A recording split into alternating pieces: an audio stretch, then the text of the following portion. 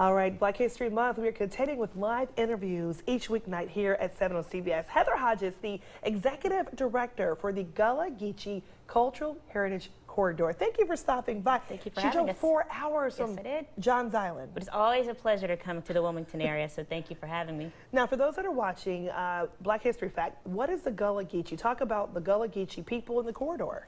So the ancestors of the Gullah Geechee people were enslaved Africans who were trafficked from the rice-growing regions of West Africa into the Carolinas to work on the rice plantations. They were familiar with how to cultivate tidal rice, and they were very much demand at the slave markets because of that. So the Gullah Geechee people we know today can trace their ancestry directly back to the rice-growing regions of West Africa, which would be countries we now know as Senegal, Liberia, Guinea-Bissau.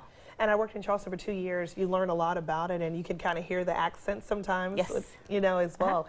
Tell us a little bit about just some of the, things that's been happening with the Gullah Geechee. What are some things that people don't know? Well, I think a lot of people don't know how rich that heritage is here in North Carolina. Before the Carolinas separated, this was one huge rice-growing region from Charleston up to Wilmington, and a lot of rice plantations were located along the Cape Fear River. So the Gullah Geechee communities that we know today are often located near those old rice plantations, in testament to their long history in North Carolina. And what's the purpose of the corridor? We're showing the great pictures you sent us. What's the purpose of the corridor? Yeah, so at the corridor, our primary responsibility is to help educate Americans about the cultural and historic contributions of the Gullah Geechee people.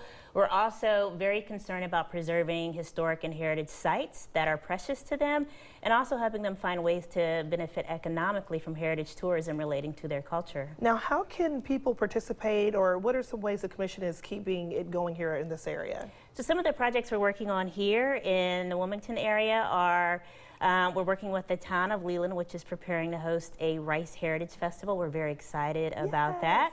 I'll also be back on April 25th to do a program with a group of preservationists in Southport who are working to preserve a Gullah Geechee cemetery in that community. So you can find out information about all these programs by visiting our website and subscribing to our newsletter. And tell us about your events page and your website. I understand you have a meeting February 9th. Tell us about that. So that is, the Commission meets quarterly across the corridor, and this month it is South Carolina's turn. So we'll be at Coastal Carolina University holding a public meeting. The full Commission will be there, and we invite anyone who is working on programs or projects related to Gullah Geechee culture and heritage to come to the meeting and share it with the commissioners and the audience. And that's February 9th at Coastal Carolina University in Conway, South Carolina. Again, everyone's welcome to come to that, and then hopefully the Rice Festival will happen right here in Leland. I'd love to be a part of it. Yes, we'd love Again, stopping by to give you some Black History facts during Black History Month, and make sure you tune in each weeknight at 7 p.m. right here on CBS. Thank you for driving 4 hours You're welcome. to share this information with our viewers. We appreciate you.